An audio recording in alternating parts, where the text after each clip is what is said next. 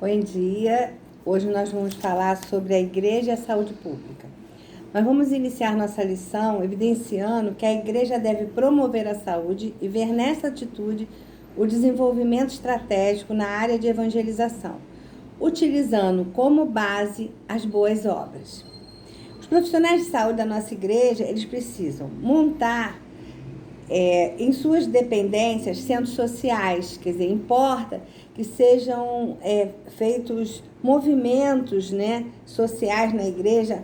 Hoje nós temos em nossa igreja dentista, nós temos fonoaudióloga, e por anos eu trabalhei na Igreja do Encantado, não é? Podemos pensar, em reativar isso, quem sabe ampliar esse trabalho. Dr. Robert Carey, fundador do congregacionalismo, administrou bem suas vocações. Ele era médico e ele era também missionário. Ele atendia gratuitamente, ele tinha a clientela das pessoas necessitadas e também tinha uma clientela da alta sociedade, que era da onde ele tirava a fonte de renda dele. Então, ele foi foi apelidado, de Santo Inglês.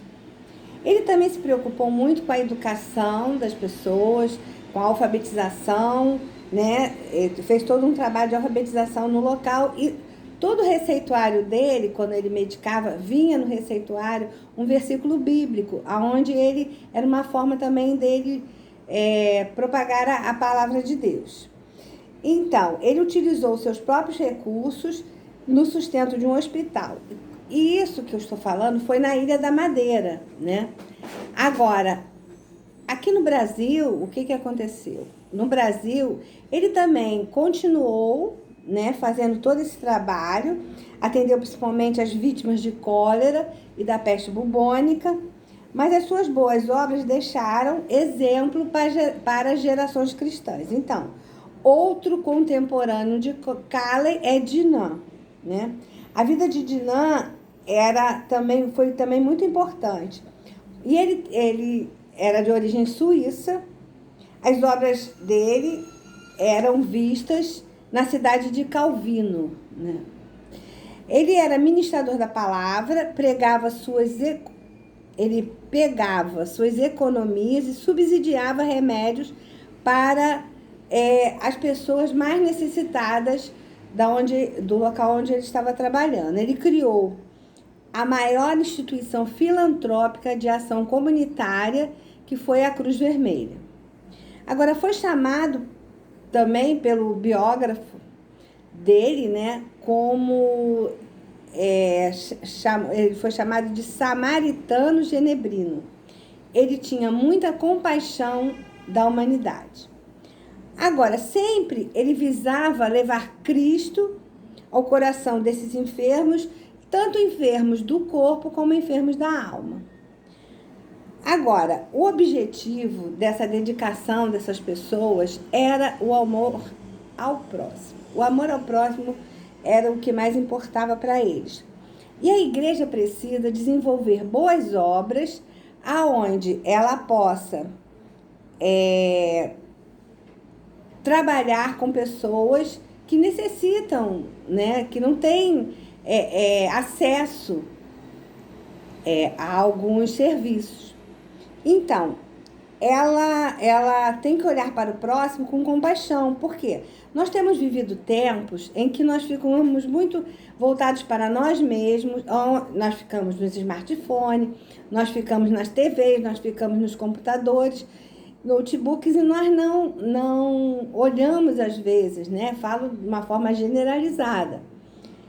Agora, à medida que nós formos superar isso, que nós possamos olhar para pessoas que são vistas como indignas, de uma forma digna, trazê-las para mais próximo de nós, aonde não serão mais pessoas excluídas, e sim, nós faremos a inclusão delas, De alguma forma, trabalharemos isso para que ela possa seguir na sociedade, Agora, vamos ler 1 João 3, 16 e 18, aonde nós lemos: Nisto conhecemos o amor que Cristo deu a sua vida por nós, Portanto, nós também devemos dar a nossa vida pelos irmãos.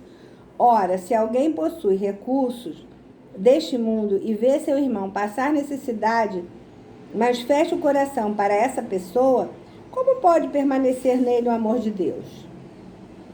Filhinhos, não amemos de palavra nem da boca para fora, mas de fato e de verdade. Então, amar de verdade, essa é a vontade de Deus nas nossas vidas, não é? Então, não vamos assim amar da boca para fora, como nós lemos aqui, não é? Então, quando nós demonstramos amor, com certeza, nós vamos ter o retorno desse amor, né, através de corações que se colocam como corações beneficiados, pessoas que são beneficiadas. Mas a gente precisa ajudar sem estar pensando numa troca, num retorno, não é? Então, desta forma é que devemos realizar as ações comunitárias. Vamos lembrar também dos amigos de Jó. Os amigos de Jó o acusaram, os amigos de Jó julgaram, eles criticaram. Então, às vezes, nós não temos uma postura de acolhimento, e sim de acusação. Então, precisamos ter essa postura de acolhimento com as pessoas. Eu quero motivar você a trabalhar no reino de Deus, subsidiando medicamentos. Podemos, nas nossas igrejas, voltar a fazer microfarmácias, claro, onde tenha um profissional responsável por isso, né? Nós podemos também fazer, em vez de fazermos só um dia no ano, como temos feito, às vezes 2, quando conseguimos uma ação social, nós podemos ter um trabalho, né, quem sabe, de verificação de pressão arterial, controle de diabetes, na nossa igreja de uma forma mais contínua, para que as pessoas possam ter referência ali e possam também escutar a palavra de Deus. A cada momento que elas nos procurem, elas vão poder também ter essa palavra de Deus juntamente com o cuidado, né, deles. Então, a gente precisa também criar projetos, né, criar oportunidades onde nós possamos atuar, né, profissionalmente. Então, pessoas que que podem colocar a sua profissão a serviço de Deus. Agora, precisam também essas pessoas terem um suporte espiritual. Por quê? Porque assim elas vão ouvir de nós a palavra de Deus, né? E vão não só ser curadas fisicamente, mas também espiritualmente. Então elas precisam entender que elas podem até ter doenças, mas se elas espiritualmente estiverem ligadas a Deus, né? Se elas estiverem com entendimento da palavra, o que vai acontecer? Elas vão viver, mas vão viver para a vida eterna. E esse é o nosso objetivo, a vida eterna. Sabemos que é uma passagem, né, na nossa vida, né? Vivemos os anos que Deus quer que vivemos, mas que temos esse objetivo. Então, será uma estratégia essa maneira de lidar com as pessoas? Sim, vai ser uma estratégia. Mas não só a palavra será pregada, mas o amor ao próximo se dará com a execução das boas obras. Desta maneira, seremos a igreja fora da igreja. Então, eu vou finalizar agora desafiando os jovens a poderem, vamos dizer assim, colocar as suas profissões a serviço de Deus.